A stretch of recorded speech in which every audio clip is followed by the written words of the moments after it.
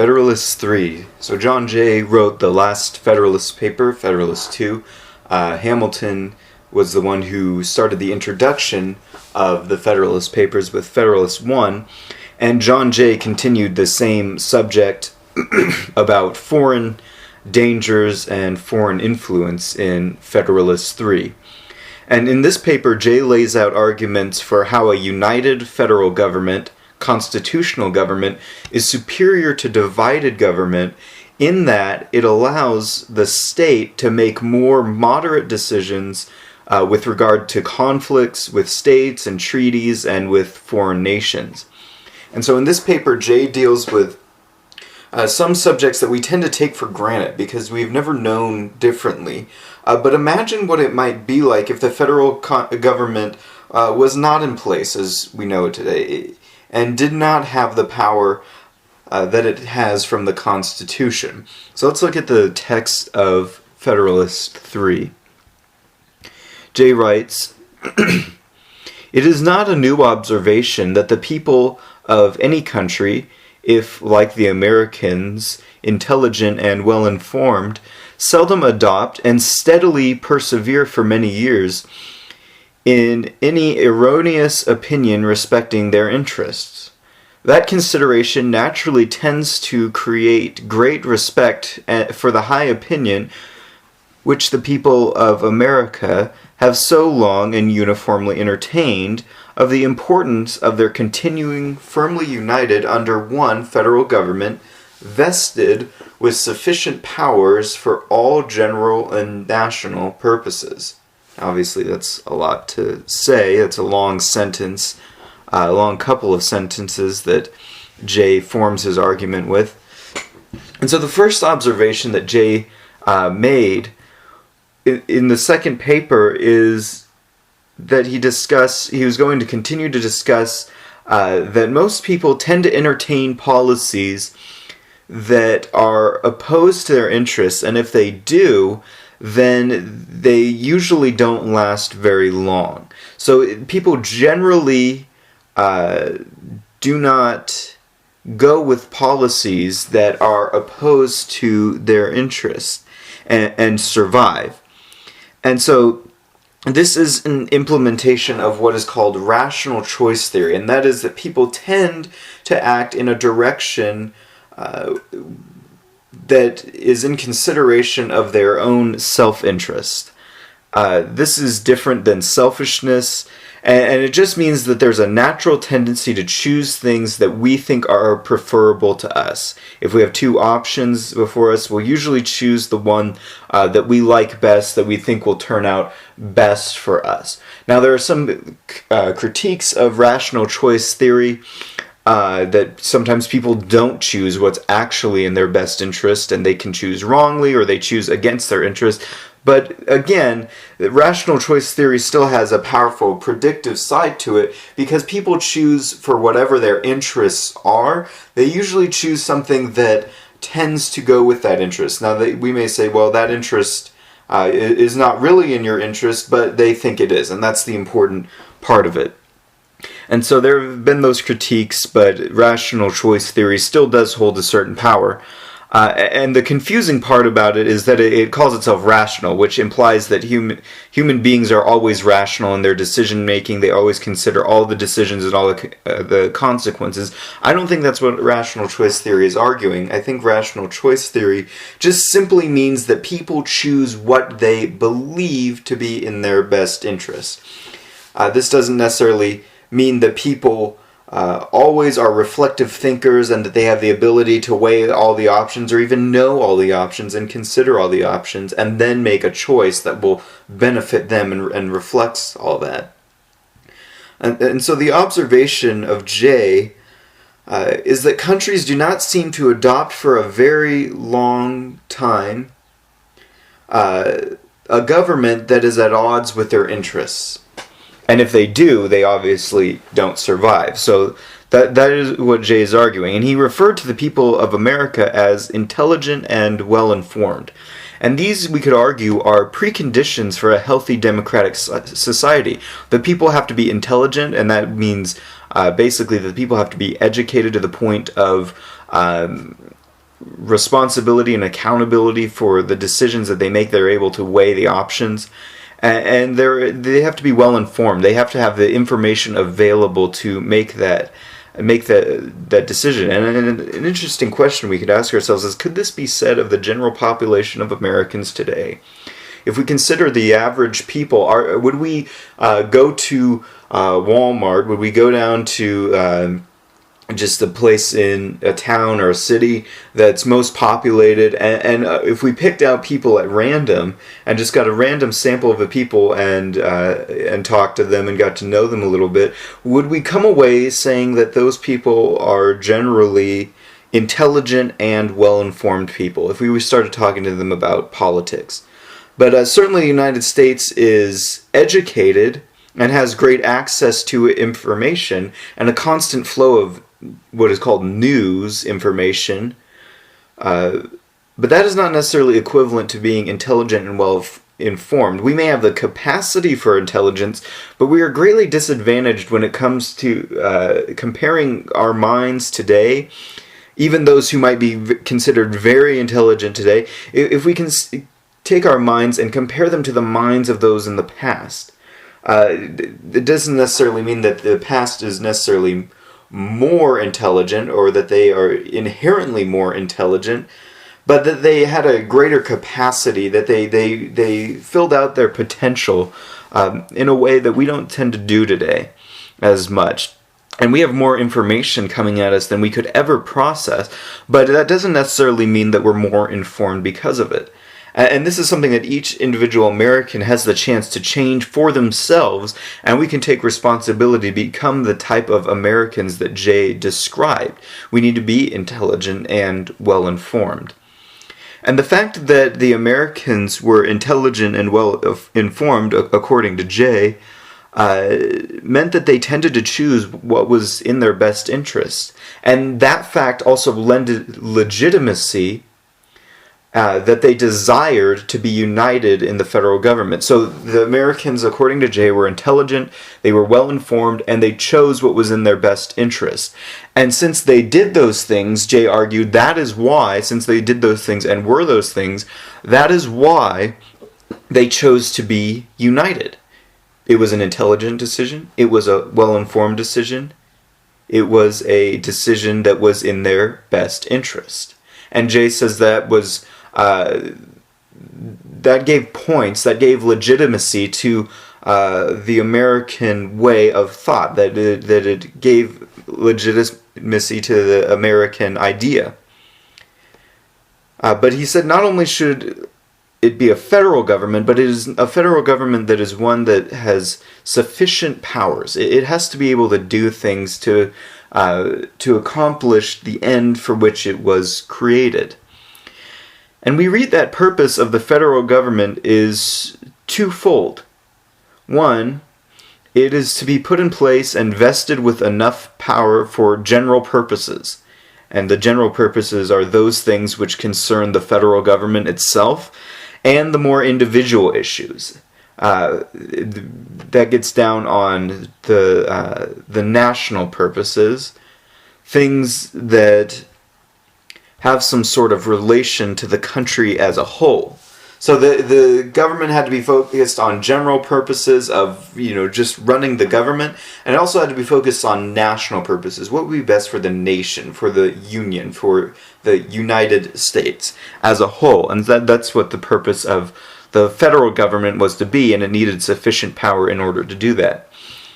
Jay went on, the more attentively I consider and investigate the reasons which appear to have given birth to this opinion, the more I become convinced that they are cogent and conclusive. Jay assured his readers that the more he studied this subject, the more confident he was in the Constitution, and the more he was convinced that the Union under the federal government was necessary. Jay had been convinced and continued to be convinced. He said the more he studied it, the more he was sure that it was the right direction for the country to go. He mentioned that he believed that the ideas were cogent, that is, that they were convincing, that they were clear, that they were generally believable, and that they were forcible. They pushed one to a certain conclusion. And he also believed that they were conclusive, that is, that they led to a conclusion, that they were settled. He goes on and writes, "Among the many objects to which a wise and free people find it necessary to direct their attention, that of providing for their safety seems to be the first. The first priority for government," Jay argues, is the safety of the people. They want the government to provide safety for themselves. And there are many things which which people would have to look to in order to create a good government. But Jay argues that the issue of safety was a primary one, and it is one of the primary roles of government, and one of the expectations that we hold for government, that everyone holds for a national government, that it provides safety, that it provides security, that it protects the people. And so this is one of the primary roles and functions of government. And so the government loses legitimacy if it cannot provide security for itself. If it can't be established and maintained, and it can't even protect itself and protect those who are under it, then the government loses legitimacy. This is why Jay thought it needed to be the first. He went on and said, "At present, I mean only to consider it as it respects security for the preservation of peace and tranquility, as well as against dangers from foreign arms and influence, as against dangers arising from domestic causes." So what he meant was, at the time he was writing for that particular paper, he was only going to limit himself to discussing the security that was necessary to preserve peace generally, to protect from dangers that came from outside forces and outside influences, and to protect itself from dangers that could arise from domestic causes like insurrections or rebellions or civil war. Could the government protect from those things? And how would the government be vested with that power? So he limited himself to some certain aspects of security. He didn't take on security and safety as a whole. And so he focused on the protection of the government from foreign and domestic causes. And Jay considered the new government under the Constitution to be superior in providing security to the whole country from both foreign and domestic threats. He went on, "Let us therefore proceed to examine whether the people are not right in their opinion, that a cordial union under an efficient government affords them the best security that can be devised against hostilities from abroad." The more specific aspect of security that Jay called the reader's attention to examine in this particular paper is whether a union under an efficient federal government provided more security from foreign hostilities than the system that was existing at the time under the Articles of Confederation.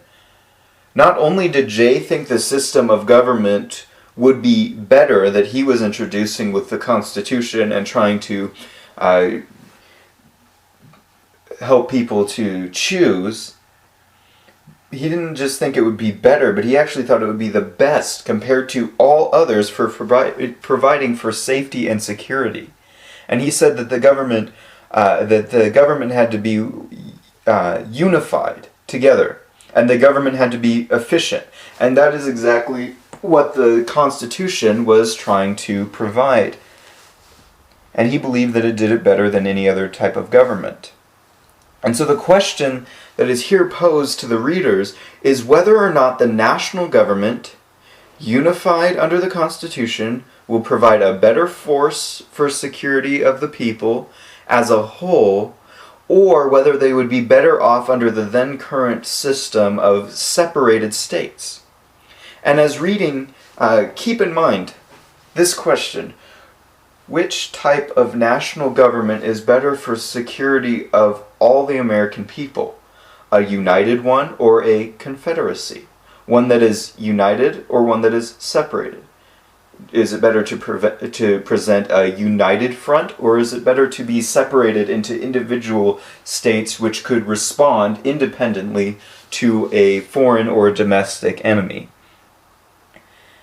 And so Jay went on and he wrote, "The just causes of a war, for the most part, arise either from violations of treaties or from direct violence. America has already formed treaties with no less than 6 foreign nations, and all of them, except Prussia, are maritime and therefore able to annoy and injure us." And Jay said that most causes of war come from either a violent sort of attack, or they come from some sort of disagreement or violation of treaties. And Jay was making the point that America was already involved in several treaties with several nations. So the likelihood that a treaty would be violated, or that there would be some sort of disagreement where the states and this foreign nation did not see eye to eye on the treaty, the more likely there would be a chance for conflict. And he even warned that all these 6 nations, except Prussia, that they were involved in treaties with, were nations that had access to the water, meaning that they had a navy that could sail across the Atlantic Ocean and injure the United States or cause trouble for the United States. And so he considered some of those things that could lead to war. And he was making the argument that they were likely to be involved in some sort of foreign military conflict at some time, and that they were even more likely to be involved in some sort of military conflict if they remained separated. So not only were they more likely to get involved in a war with foreign nations as they were separated, but they were also less able to protect themselves when those foreign nations did try to bring military conflicts. Because when those nations got there, they would face separated states with separated governments, and not an efficient and powerful government under the Union and under the Constitution. And so Jay wrote, "It is of high importance to the peace of America that she observe the law of nations toward all these powers. And to me it appears evident that this will be more perfectly and punctually done by one national government than it could be either by 13 separate states or by 3 or 4 distinct confederacies." And Jay said, what is needful for the peace of America is, first off, that they would have to observe the laws of nations. It would be more likely that separate states, that separate confederacies would break the laws of nations, because there would be nothing holding them back. If 13 different states all had to obey a set of rules or general principles, like the laws of nations that dictated how war should be conducted and that type of thing, 13 different states or 3 or 4 different groups of states in confederacies would be more likely to violate and break the law of nations than would one nation that is composed of states, that had one united federal government. And Jay also made the point that it was evident to him that one nation, one government, would be able to deal with foreign nations, would be able to deal with the laws of nations and whether or not they had been broken in a way that was done more perfectly. Now that's bad grammar. That was done more perfectly, so it would be done in a comprehensive way, it would be done in the right way, and a way that would be done more punctually.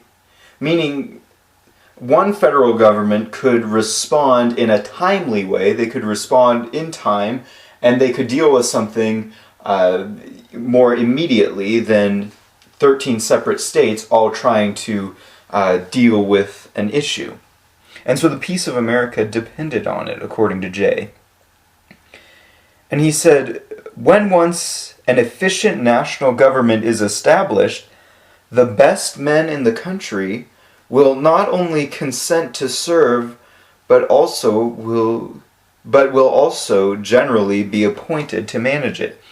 Efficiency, like we have mentioned before, is part of the key language concerning the arguments for the Constitution. The government of the time was a lot of things, but it was definitely not efficient.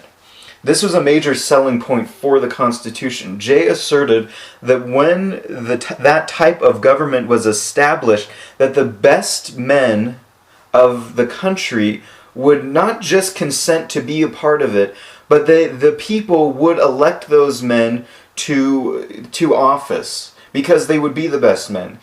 In other systems, this would not be the case. And that leads us to an interesting question. Do politics attract the best people to serve? And even in the last 50 years, we've seen a shift over how politics are viewed. They're given lower esteem than they have been in the past. For example, consider these days how many parents want their child to grow up to be president or to join political office. And let's think about this question. Is the political culture of America attractive to the best people? Does it attract people who go into government for the public good, who actually want to serve their country, their state, their district, their city? Is American government attractive to the best people?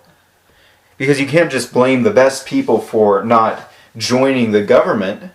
But you can also look at American government and say, is it the type of government that the best people want to go to? And we tend to be cynical here.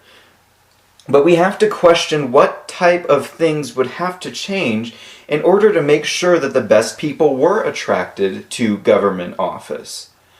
And the argument from Jay still stands, however, that efficient government is more attractive to the, quote, best men and women who want to participate as opposed to the attraction of inefficient government.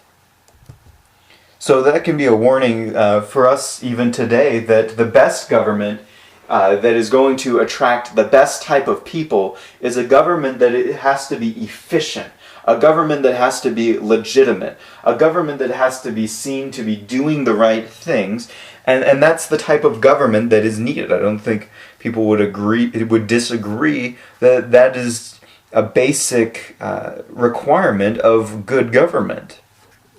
Jay went on to write, hence it will result that the administration, the political councils, and the judicial decisions of the national government will be more wise, systematical, and judicious than those of individual states, and consequently more satisfactory with respect to other nations, as well as safe with respect to ourselves.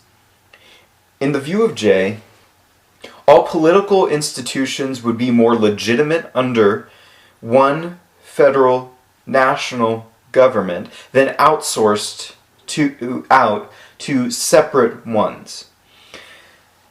And this would gain more status in the eyes of foreign nations. Other countries would theoretically be more inclined to take a united national government seriously than a confederacy of individual states. But what would not only be it would not only be a benefit to the people, but it would be safer. There would be an impartial party to make laws and judge between the people, ideally. When disputes arise, there would be one place to go to ultimately settle them. And it would have the legitimacy of all the people and all the states.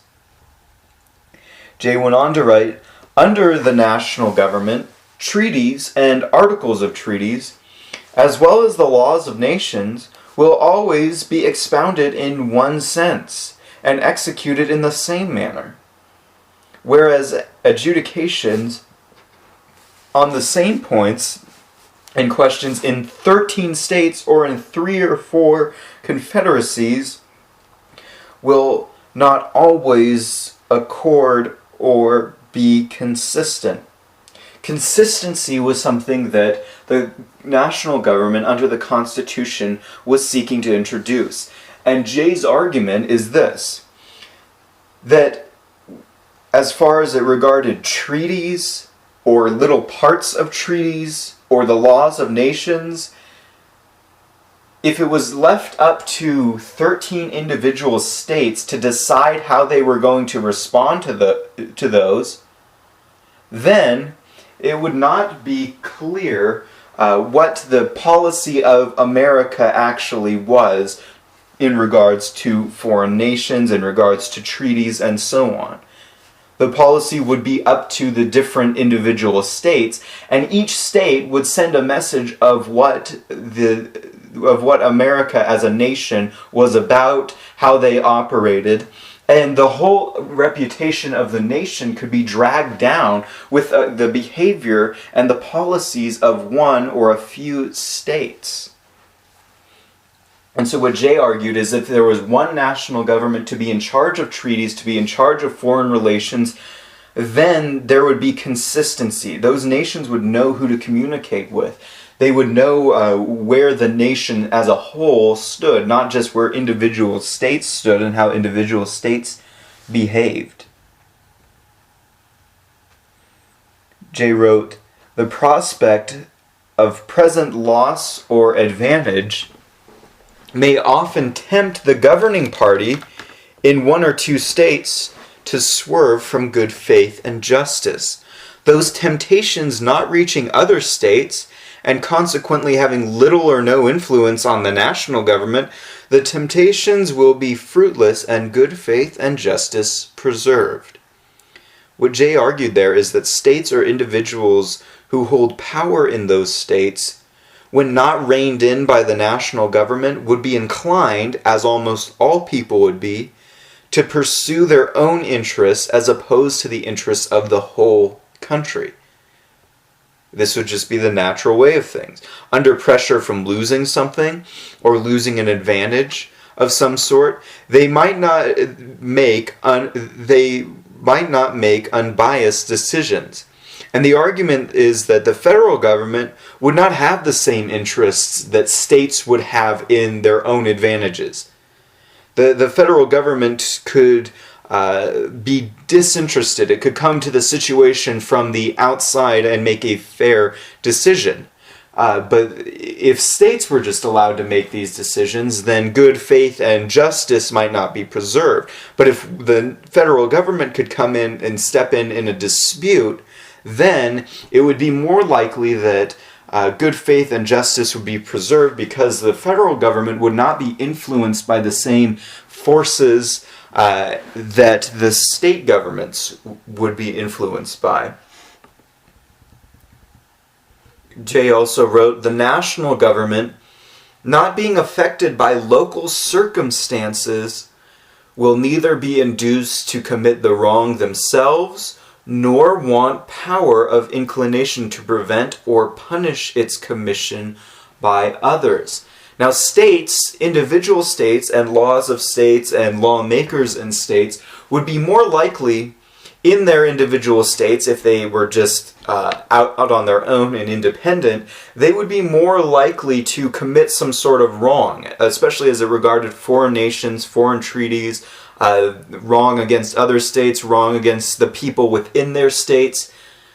But Jay argued that the national government, since it was not affected by those local circumstances, meaning the national government doesn't necessarily care what the circumstances are in Virginia. It doesn't have a vested interest in whatever situation is going on in Virginia that would put pressure on the lawmakers and politicians of Virginia. The federal government would be outside of that. The federal government would be outside of the local influences and the local circumstances of all the states. And for that reason, the federal government would not be tempted to commit the same wrong as those states, and the federal government, if the Constitution was accepted, would also be able to prevent states from committing that wrong. And if the states did commit that wrong, or the lawmakers or the people within those states did commit those wrong, then the federal government would be able to introduce consequences for it, which would further prevent and deter those type of wrongs from being committed within the states. And so that is the significance of what Jay is writing here.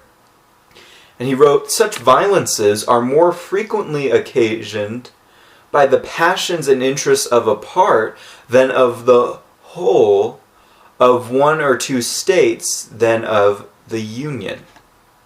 Now listen carefully to what Jay is saying. He said that such, quote, violences, meaning individual states or part of, or a percentage of the people, or a percentage of the states, or some fraction of the people within the states, they have more opportunity to just follow their passions, to follow their interests, to be kind of led by just whatever they want to do, and they're more likely to commit some wrong. However, the whole, the 100%, are less likely to be led astray by the 20% of the nation. And so what Jay is arguing is that there are more likely to be violations committed by states in this area of foreign, of being protected from foreign force and influence. There are more likely to be violations committed by the states than by the federal government. Those type of missteps by the people of the states would be more likely than the whole government and all the states doing the same thing. And at least if all the states and the whole national government did something wrong, then at least they would be united. And even though you could argue what they were doing was unethical or wrong, it would still unite them together. They would still be more likely to be safe than if they were just doing things that were wrong and disunited. But Jay argued that that the interests of the whole nation would be more likely to temper, cool, balance, and keep in check the interests of the part. Meaning that when the interest of the majority of a large amount of people are taken into account, it is less likely that some small part of it will gain power and influence. And so divergent interests are less likely to gain power over the whole, and that is what Jay is saying. And so the interest in part could still theoretically be carried out, but only if really the ideas are good enough to be attractive to the whole and in their interest. Now that's not always the case, but that's the general direction in which Jay was driving. But imagine that instead a small portion of the whole could otherwise, if they weren't united, could otherwise drag the whole into a situation when only a part desired it or behaved a certain way. For example, one state could drag the whole nation down by getting into war with another state or states. It could get into war with a foreign nation, and then the whole nation could end up fighting in a war that they really had no interest in and nothing to do with. Jay makes this point when he writes, "Not a single Indian war has yet been produced by aggression of the present federal government, feeble as it is.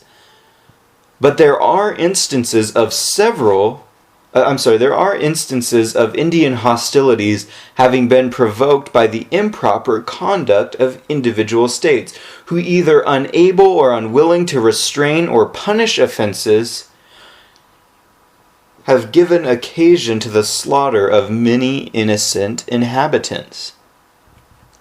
And it should be noted, this is just an aside, but it should be noted that statements like that do not fit into the popular narrative that of American conquest, that America committed genocide against the Indians and just didn't care, and that they just were in it to take land and destroy tribes and all those type of things. Well, the language of Jay here, at least in theory, is much different than what is expected, or what has come to be expected with the popular rhetoric today concerning the Indian tribes that were on American soil, that were throughout the whole nation. And this might cause some readers or hearers to scoff. But it is historical evidence that is to the contrary. The very fact that Jay, a major leader who is trying to convince the people of New York and others to adopt the Constitution, mentions that the welfare of the Indians and atrocities committed against them in warfare is itself a critique of the idea that America just systematically obliterated the Indians for personal gain. But I'll digress here because this isn't about the Native Americans, it's about the formation of the Constitution and what Jay was writing. But the point of what Jay wrote in his quote there was that states would be more likely to participate in what might be termed unrestricted Indian warfare, war with the Indians, rather than the national government. He wrote that the federal government of the time, under the Articles of Confederation, even though it was weak and feeble, that it had never provoked a conflict or gotten into a war with the Indians, but several states had engaged in hostilities with the Indians and provoked them into an improper conflict. And usually it wasn't the part of the Indian tribes, is what Jay is saying, but it was part of individual states. And not even the whole state. It could have just been portions of the state that were that pulled the rest of the state into war through some sort of conflict with Indian tribes. And these states that were either unwilling, they did not want to restrain what those people were doing, or unable to punish them, that led to the slaughter and warfare that led to the slaughter of many innocent people. That is what Jay is arguing. He's saying that the states are more likely to jump into war just because of the fact that they're smaller and that they're independent. Jay wrote, "Nothing can so effectually obviate the danger, that of going to war with foreign nations through proxies in bordering states, as a national government whose wisdom and prudence will not be diminished by passions which actuate the parties immediately interested." Now, there were risks during the time of the establishment of the Constitution of foreign nations who had control of territory surrounding America, and there was the risk of one state or a few states getting into conflict with them. The national government would have the benefit of being removed from direct conflict and would not have any direct interest except for protecting all the states of the Union. Therefore, wars of that nature would be less common. So there were surrounding nations that had colonies around the territory of the United States, and there was the risk of fighting them in a war. But it was more likely that a state would jump into war with one of those nations or one of those colonies owned by foreign nations than the federal government. And if the federal government entered into war with them, the federal government would not have the same interests as the states. The federal government would just be interested in preserving the itself. It would just have the priority of the safety of all the states. It wouldn't have the same passions, it wouldn't have the same emotions, it wouldn't have the same interests as just a state, which could just be some small interest. Jay went on to write, but not only fewer just causes will be given by the national government, but it will also be more in the power to accommodate and settle them amicably. There would not just be, Jay wrote, there would not just be, the quote is closed. I'm talking now. Couldn't say that in the correct way. There would not just be less of these conflicts to deal with if the federal government was in charge of war, of relations with foreign nations, of regulating commerce. There wouldn't just be less by a unified national government under the Constitution, but Jay argued that the national government would be in a better position when conflicts did arise to handle them.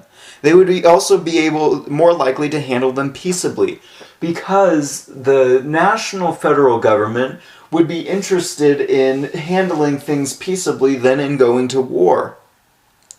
And they would be seen as more legitimate, more able to answer on behalf of the whole nation than, say, one state would be able to. Jay wrote, they, speaking of the federal government, they will be more temperate and cool, and in that respect, as well as in others, will be more in a capacity to act with circumspection than the offending state. The pride of states as well as of men naturally disposes them to justify all their actions, and opposes their acknowledging, correcting, or repairing their errors or offenses. The national government, in such cases, will not be affected by this pride, but will proceed with moderation and candor, to consider and decide on the means most proper to extricate them from the difficulties that threaten them. He wrote that the federal government would be more temperate, more cool, would have more of an even keel in this respect, and would be able to act wisely on behalf of the offending state. Meaning, if the state did get into trouble with a foreign nation, that the federal government would be able to make a better decision on how to act going forward as a whole nation than just the individual state deciding what it would do for itself.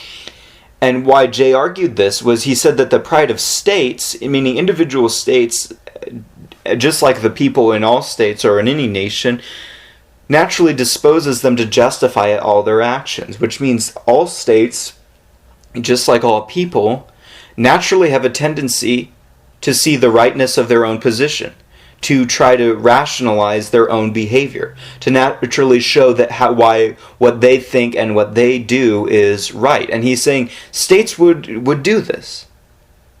And states would be against, just like we are naturally against, they would be against acknowledging that they were wrong, they would be against correcting their wrong behavior, and they would be against repairing their errors and offenses. That's what Jay is arguing, that states would be subject to this state pride that could lead them to just see the rightness of their own position, and not handle things with wisdom, not handle things with justice or fairness, that they would just see that they were right and continue to do this, just as people naturally do. On the other hand, he believed that the national government in these cases would not be affected by state pride. The national government is concerned with the nation, and it's concerned with all the states. But it's not concerned with the dignity of one state. It's not concerned with the dignity of Georgia. So the national government would be able to proceed with moderation, meaning it would be able to be prudent, it would be able to be wise, it would be able to be to limit itself, and with candor. It would be able to speak about the situation in an honest, straightforward way that would call things as they really were, and see things as they really were.